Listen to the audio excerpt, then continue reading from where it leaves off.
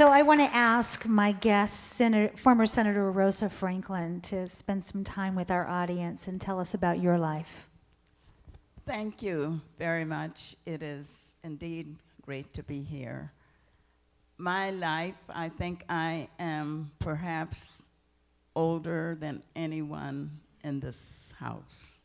I was born in 1927, in that last century, in the county of Berkeley in South Carolina. I am one of 11, 5 boys and 6 girls. I am the oldest of the 6 girls and the 5th child. We were all born in the same house, delivered by midwives. My father was a farmer, and of course, being during the Depression, he also worked on the WPA. At the age of 7, my aunt and uncle, who lived in another city, their children, 5 of them, had graduated from high school and had headed off to college. And so my mother then, who was the sister of my aunt asked my dad and mom if I could live with them, because she always had children in her home. And of course, I think she was a bit jealous of my mother because she had these children and all of hers were gone. And of course, she was my mother was the youngest sister of their family. So I went at the age of 7 to live with my aunt and uncle. And so I had actually 2 sets of parents, because my biological parents said, yes, you could live with me, but you make sure that she comes back and knows her mom and dad. You never change her last name, and she knows her sisters and brothers. And so every summer, I went back to my biological parents.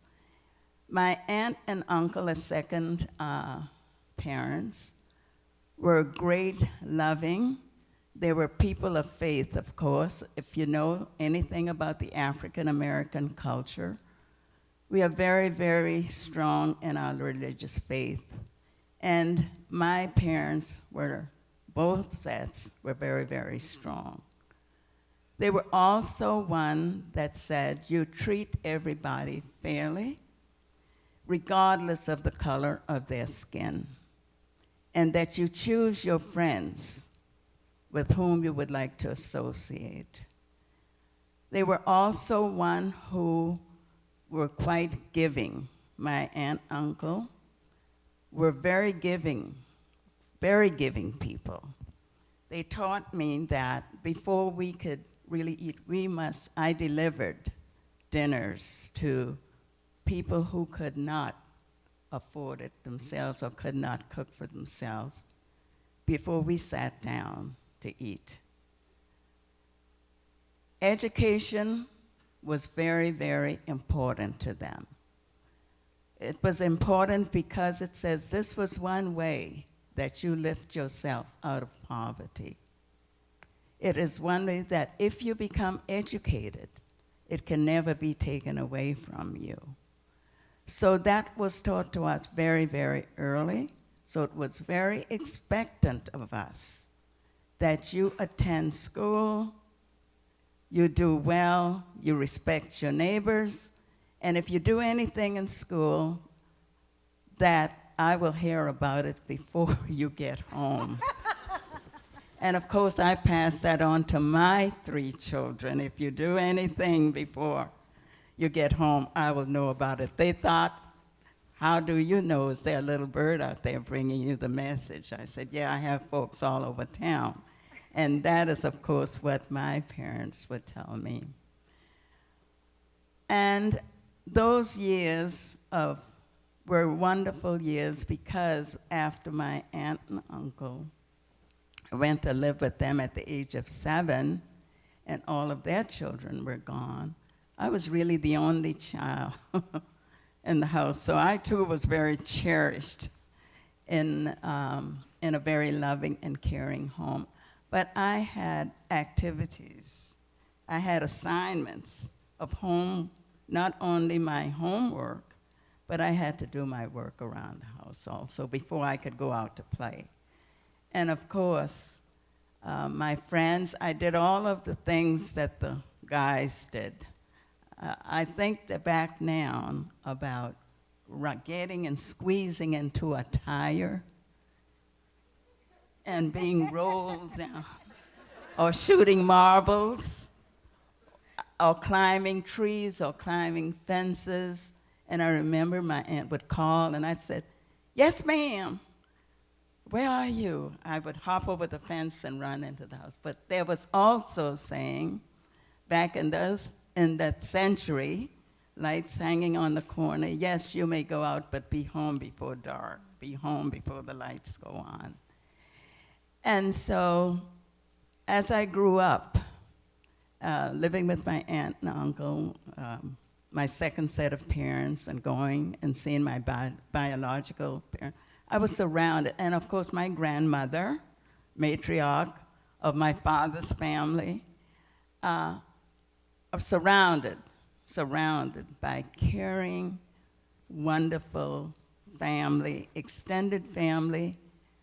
I had great teachers, although I went to segregated school, South Carolina, great caring teachers. In my life, one of the things that happened as I grew up, I lost my aunt, Julia. And then 3 years later, I lost my mother. And I wondered, how am I with those two great women? How am I going to make it? But I did not know that my aunt had told her 5 other children that her education is very important and she's going to college. After graduation from high school, of course, I'm the last class of the nurse cadet program. I went to nursing school.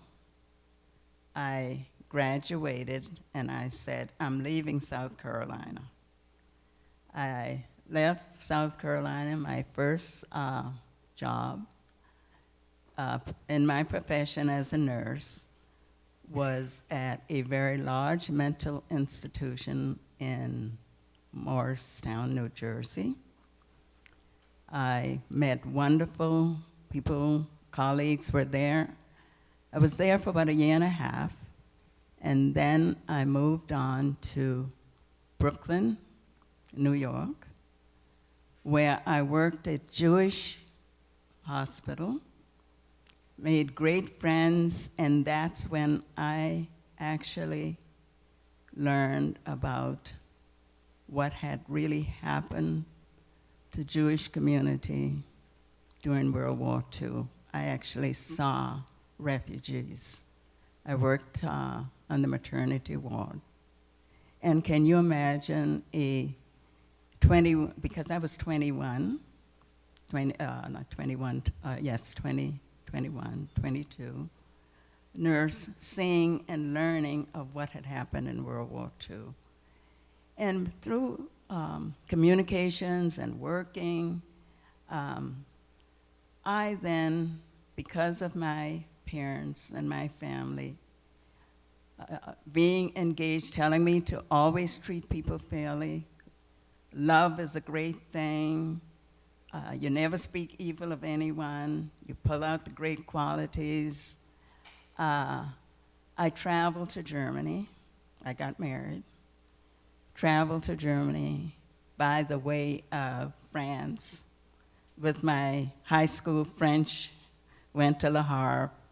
From Le Havre into Germany, then back to New York, and then I went back to Germany in 1952, began to, daughter was born, came back. My husband was in the military, and that's how we got to the state of Washington. And following that, we stayed, that was in '54, we stayed for now 5 years. I became very, very active in the community, and mine has always been a mantra of fairness, justice, and equality. If you see something that you don't like, work to get a change, and that's what I have been doing over 2 careers. Rosa, thank you so very much. So eloquent. Former Senator Rosa Franklin. I hope that you're going to write a book. Promise me you will, okay?